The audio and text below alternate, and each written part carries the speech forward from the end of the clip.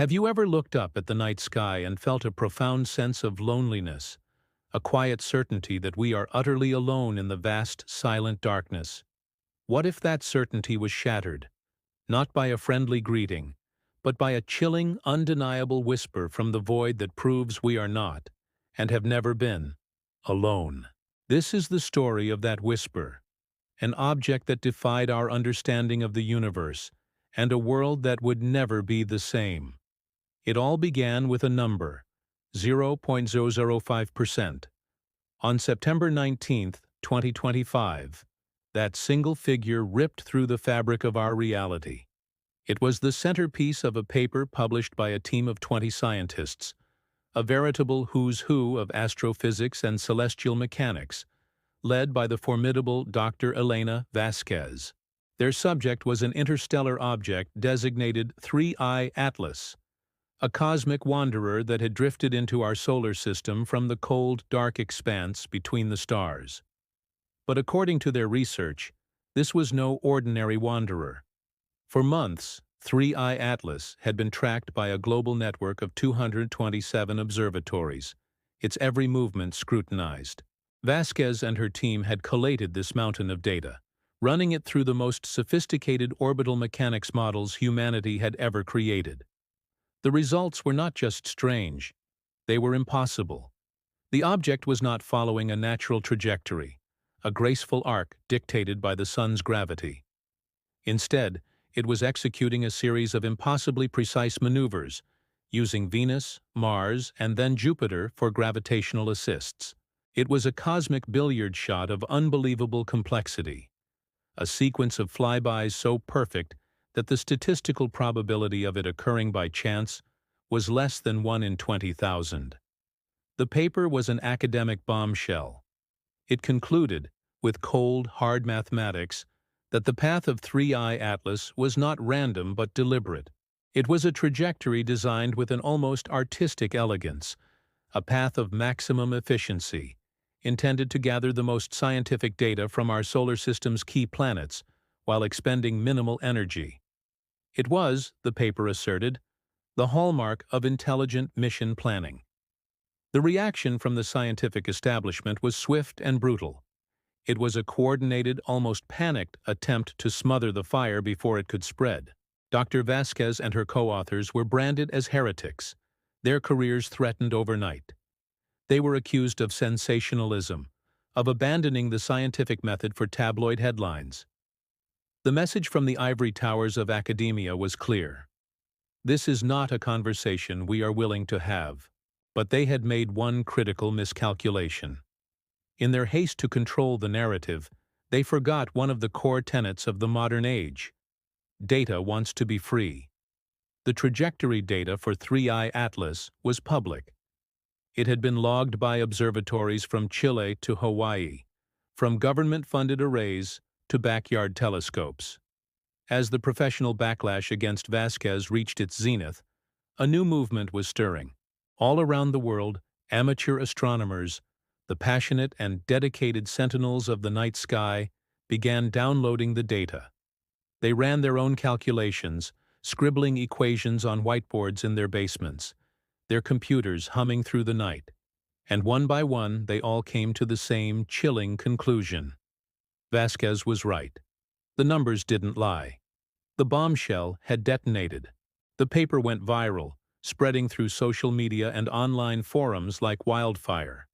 The conversation about alien contact, for so long relegated to the fringe, had been dragged, kicking and screaming, into the harsh, unforgiving light of peer-reviewed science. The world was now looking up, and for the first time, we were truly afraid of what might be looking back. Into this simmering cauldron of anxiety and excitement stepped a figure who was no stranger to controversy. Harvard astrophysicist Avi Loeb, a man whose intellectual brilliance was matched only by his willingness to challenge scientific dogma. Loeb had famously argued that the first interstellar object ever detected, Oumuamua, was a piece of alien technology. Now, with the world transfixed by 3I Atlas, he saw a pattern. Building on the foundation laid by Vasquez's team, Loeb published a theory that was as terrifying as it was elegant. He proposed that 3I Atlas was not merely a probe, but an alien mothership. Its grand tour of our solar system was not just for observation, but for preparation. It was, he argued, a carrier vessel positioning itself for the optimal deployment of smaller probes aimed directly at Earth. His calculations were precise. The perfect moment for this deployment, the point at which the mothership could release its children with maximum efficiency and minimum chance of detection from Earth, was during its closest approach to the Sun.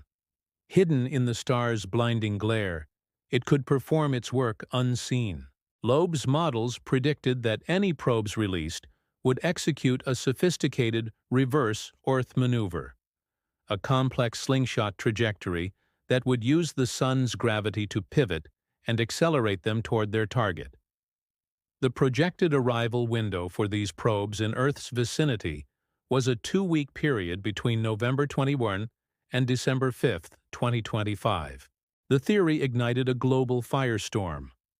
News channels ran 24-hour coverage, their screens filled with dramatic graphics of a shadowy mothership unleashing a swarm of probes. Public anxiety, already high, reached a fever pitch. Survival gear, once the domain of niche prepper communities, flew off the shelves. People were stocking up on canned goods, water purifiers, and generators, a primal fear of the unknown driving them to prepare for a world-altering event. Initially, major space agencies like NASA and the ESA dismissed Loeb's theory as irresponsible conjecture. They issued calming statements, assuring the public that there was no evidence of any threat. But their words rang hollow. Behind the scenes, other experts were running the numbers on Loeb's proposed maneuver. Reluctantly, they began to confirm his conclusions. The reverse Earth maneuver was not science fiction. It was a brilliant and optimal engineering solution for an interstellar reconnaissance mission. It was exactly how a superior intelligence would do it. Then came the signals. Amateur radio operators, a global network of listeners tuned to the cosmos, began detecting strange, structured signals emanating from the direction of 3I Atlas. They weren't the chaotic hiss of cosmic background radiation. They were ordered, repetitive, and undeniably artificial. Loeb's chilling theory had just gained a terrifying new layer of credibility. The mothership wasn't just on its way, it was talking.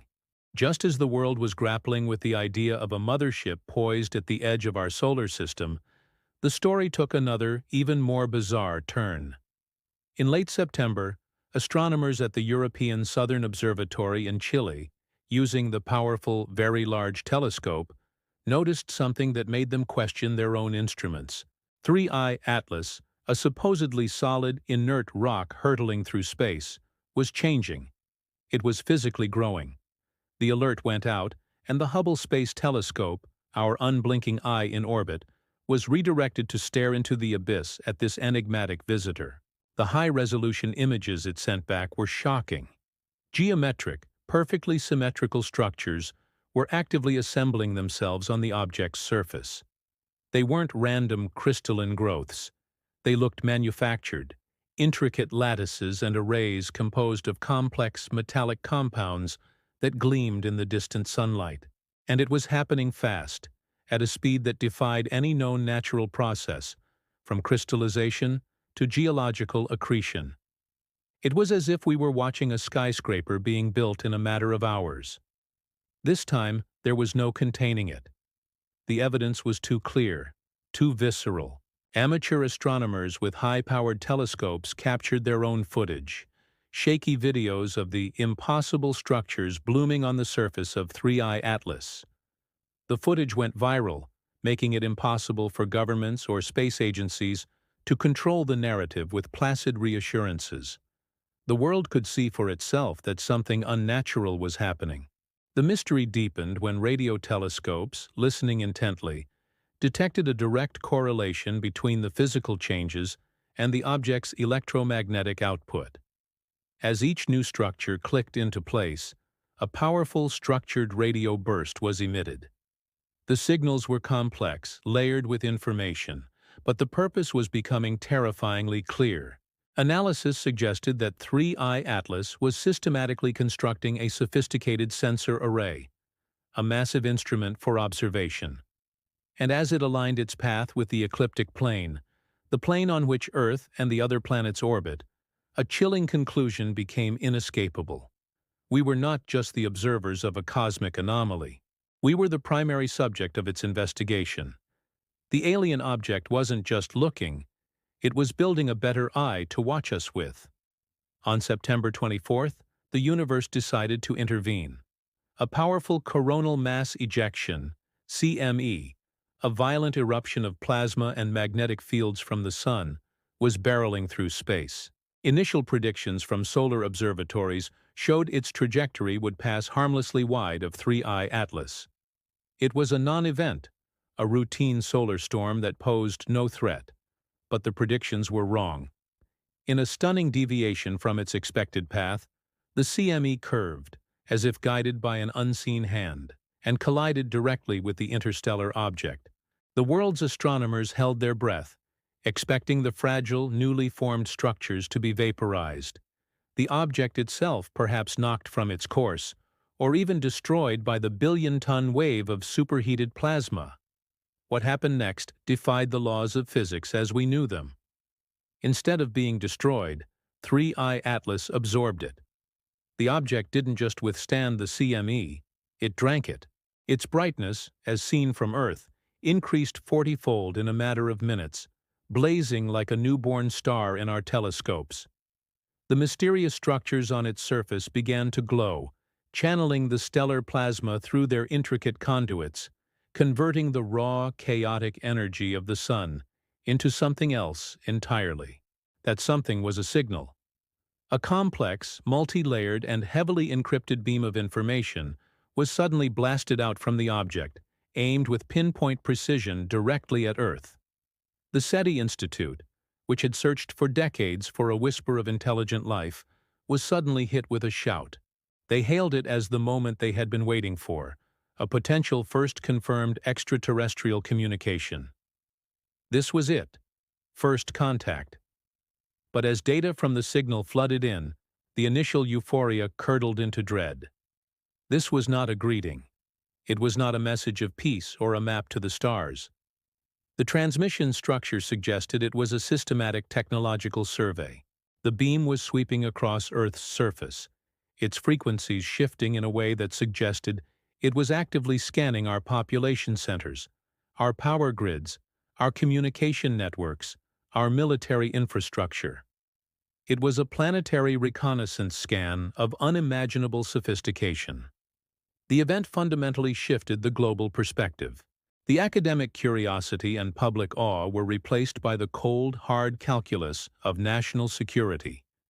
Military agencies around the world, which had been monitoring the situation with detached interest, were jolted into action. High alert protocols were activated. The object was no longer a scientific wonder. It was an unprecedented and unpredictable threat, one that had just demonstrated the ability to harness the power of a star and turn it into a weapon of intelligence gathering. Humanity was no longer a curious observer. We were a target. The revelations kept coming, each one more terrifying than the last. As analysts continued to refine the trajectory of 3I Atlas, they stumbled upon a violation of the most fundamental laws of physics. High-resolution imagery clearly showed the object was ejecting massive amounts of material. These plumes, likely a result of its energy absorption and construction activities, should have been acting like rocket thrusters, subtly but measurably altering its course. It was basic Newtonian physics. For every action, there is an equal and opposite reaction. Yet, its trajectory remained perfectly, impossibly stable. It did not deviate by a single meter from its predicted path. It moved as if the material it was spewing into space had no mass at all. The world's greatest minds wrestled with this paradox, running model after model, until they were left with only one conclusion, a conclusion so monstrous it bordered on the absurd. The only way the object could maintain its course while ejecting so much mass was if its own mass was incomprehensibly vast. The calculations were rechecked, peer-reviewed, and confirmed with a growing sense of horror. To remain so stable, 3I Atlas had to have a minimum mass of 33 billion tons. To put that into perspective, that is more than the entire estimated weight of the human population. It was a mountain-sized object with the mass of a small moon, giving it a density greater than that of a neutron star, the collapsed core of a dead giant star. But this presented an even greater paradox. An object with that much mass should be exerting a tremendous gravitational pull on its surroundings. It should have been tugging on our satellites, on the asteroids it passed, on the very planets it flew by. Yet there was no detectable gravitational influence whatsoever. It moved through our solar system like a ghost. The implications were staggering, pushing the conversation beyond engineering and into the realm of godlike power. The only way an object could have such impossible mass without a corresponding gravitational field was if it was capable of masking or actively controlling gravity itself. This wasn't just advanced technology. This was a mastery of the fundamental forces of the universe. It suggested a power source that rendered our own science obsolete, perhaps tapping directly into the zero-point energy of the quantum vacuum. The 33 billion-ton nightmare settled over humanity. We were confronting an intelligence that could apparently manipulate the very fabric of reality. Our most advanced weapons, our most sophisticated defense systems, were like stones thrown against a battleship. We were utterly, hopelessly outmatched. The question was no longer if they were coming, but what would happen when they decided to turn off their gravity-masking technology while sitting in our orbital backyard.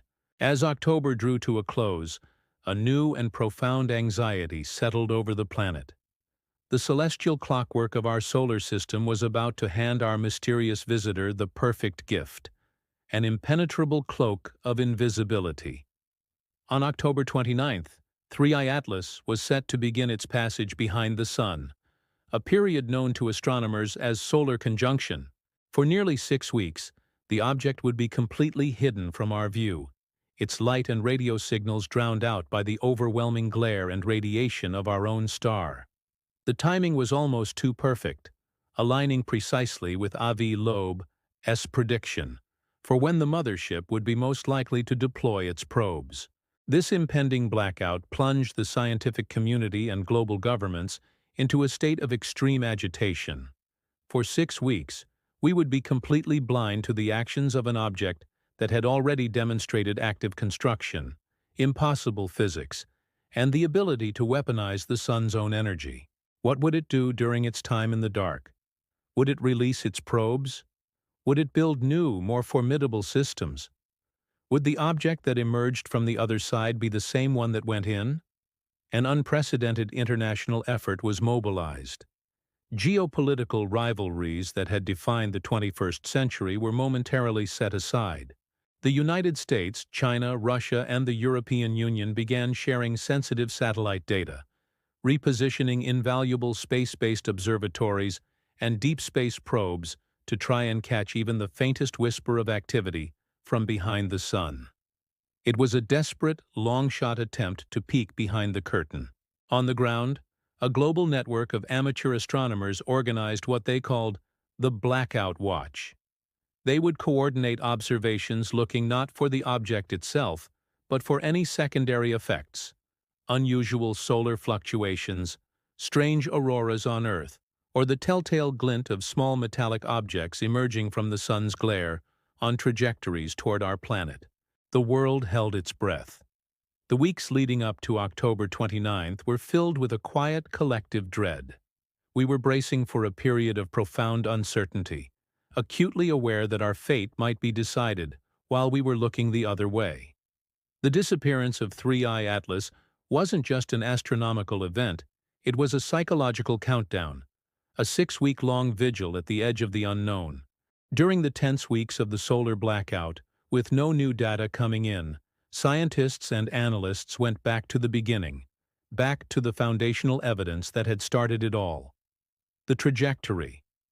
They re-examined the numbers, hoping to find a flaw. an error in calculation, something that would allow them to dismiss the entire affair as a cosmic coincidence. But the numbers held firm. The deeper they dug, the more undeniable the truth became. The probability of 3I Atlas randomly achieving its precision flybys of Venus, Mars, and Jupiter was indeed 0.005%.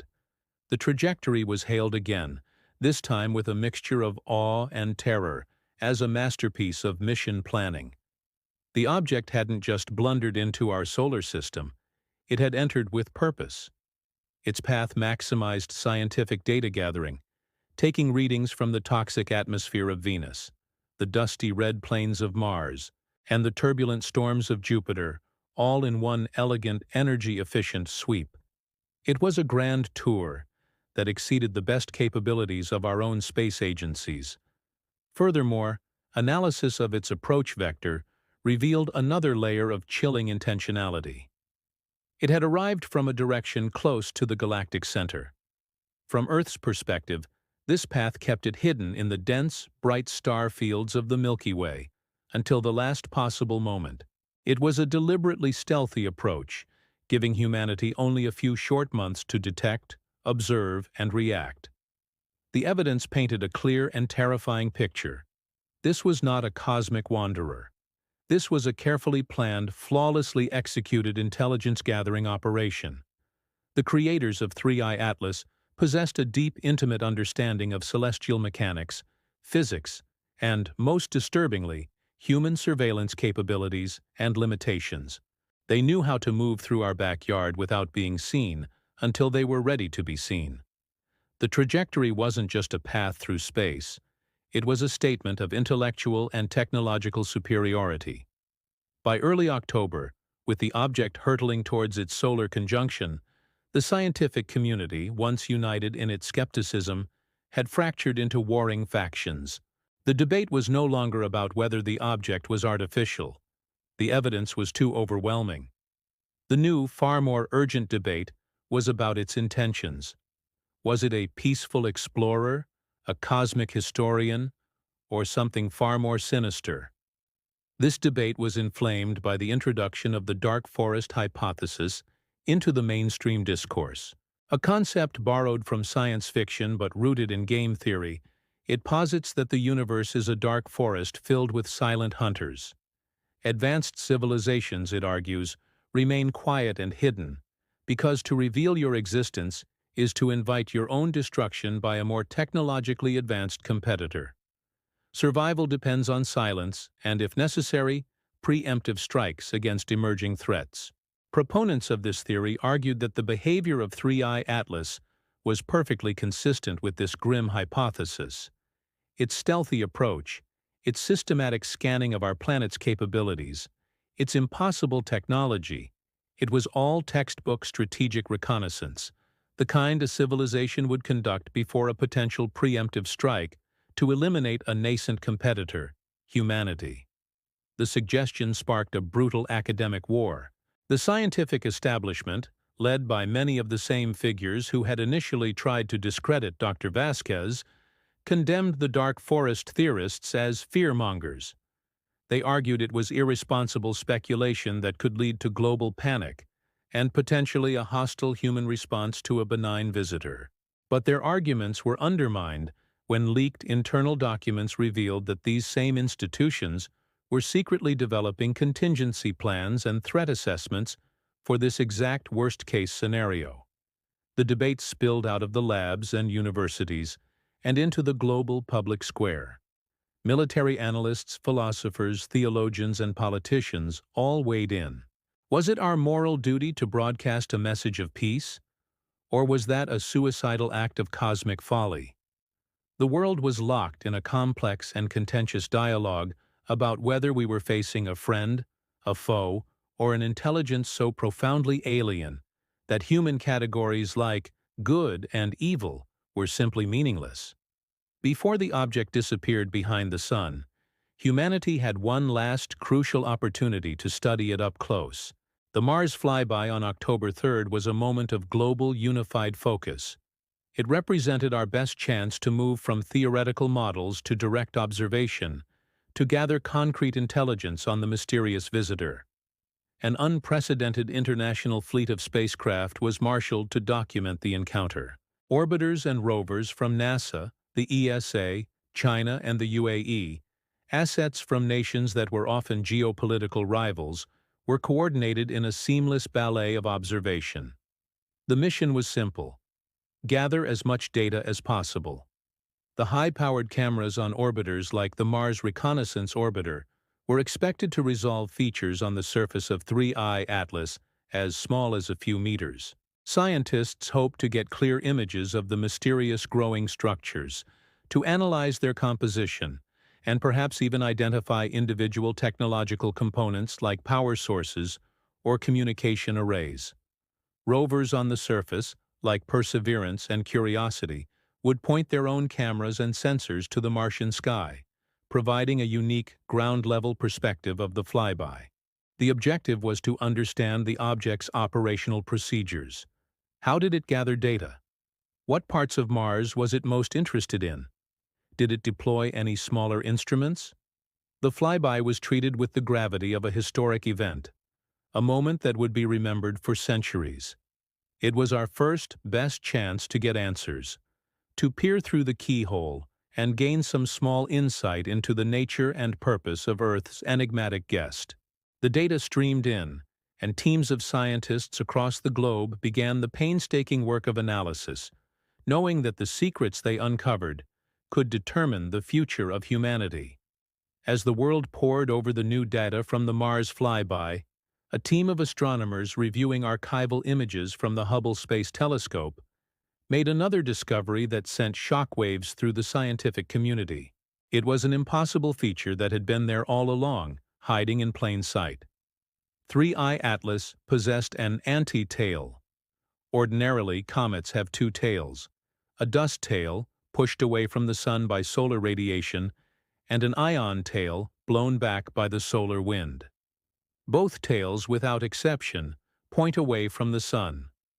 But the Hubble images clearly showed a third, fainter stream of dust, and particles emanating from 3I Atlas that pointed toward the sun, in direct violation of the known laws of physics. This was not a natural phenomenon. It was proof that the object was not merely moving through space, but was actively and precisely engineering its immediate environment. It was controlling matter and energy with a finesse that was far beyond human comprehension.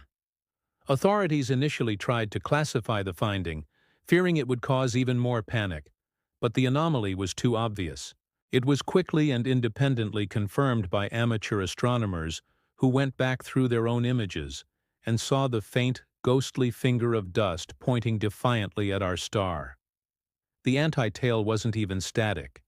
High-cadence observations revealed that it was evolving, shifting into complex, almost artistic geometric patterns.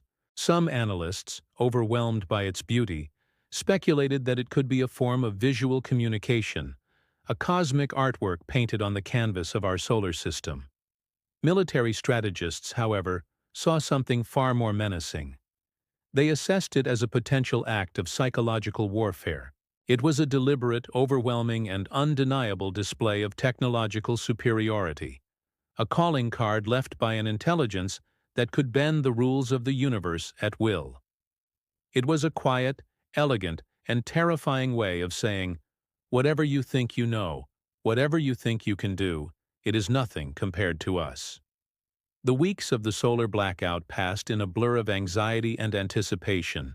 Then, November 21st arrived. It was the date that had been circled in red on calendars in every government office, military command center, and scientific institution on the planet. It marked the start of the 2-week arrival window for the probes predicted by Avi Loeb. A state of collective, anxious anticipation gripped the world. The largest, most coordinated sky monitoring effort in human history swung into action. Professional observatories from the Atacama Desert to the peaks of Mauna Kea worked in concert with a global army of amateur astronomers, creating a planetary early warning system. Every telescope was pointed at the sky, Every radio dish was listening. The existential threat had forged an unprecedented era of cooperation. Old geopolitical rivalries were forgotten. The United States and China shared sensitive surveillance data from their military satellites, a desperate alliance born of a common, unknown threat.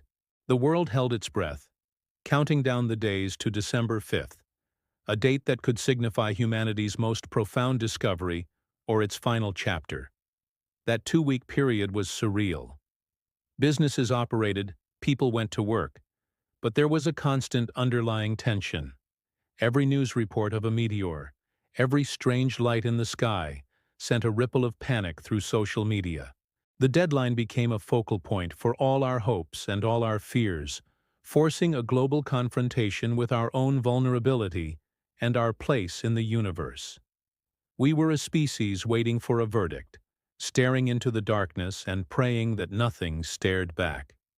December 5th came and went. There was no fleet of probes darkening our skies. There was no unambiguous, world-changing contact event. A strange collective sense of anticlimax washed over the planet. The tension that had been building for months slowly began to dissipate, replaced by a profound and unsettling uncertainty. Experts were quick to caution against relief. The absence of an obvious arrival, they warned, did not mean an absence of presence. The actions of a superior intelligence could be far too subtle for our current technology to detect. Probes the size of a grain of sand could already be in our atmosphere, our oceans, our cities, observing us unnoticed. Just as the world began to process this new, quieter form of anxiety, 3I Atlas re-emerged from behind the sun. The first preliminary observations from our space telescopes confirmed our deepest fears. The object had changed. During its 6-week blackout period, it had not been idle. New physical structures had been built, larger and more complex than before. Its energy emissions were more powerful, its signals more intricate. It had used its time in the shadows to upgrade itself. The verdict remained chillingly open. 3I Atlas was, without any doubt, an artificial, technologically advanced object. But its purpose remained a complete mystery. Was it a precursor to contact? A silent observer? Or was it something else entirely? Something for which we had no name and no frame of reference? Humanity was left in a new, strange era. We were no longer alone, but we had not been greeted. We were being watched, but we did not know the watcher's intent. All we could do was continue to watch the sky, to wait, and to wonder what the next move would be in this silent cosmic game we had just discovered we were a part of. The story of 3I Atlas, whether it ends in discovery or disaster, leaves us with a profound lesson. For centuries, we looked to the stars and defined ourselves by our own conflicts, our own borders, our own differences. We believed we were the sole actors on this cosmic stage. This encounter, this chilling and magnificent mystery, forced us to look at ourselves through a new lens. In the face of a truly profound unknown, our rivalries seemed petty, our divisions meaningless. The greatest takeaway is not about aliens, it's about us. It's a call to foster a relentless curiosity, to never stop questioning and exploring, but to do so with humility.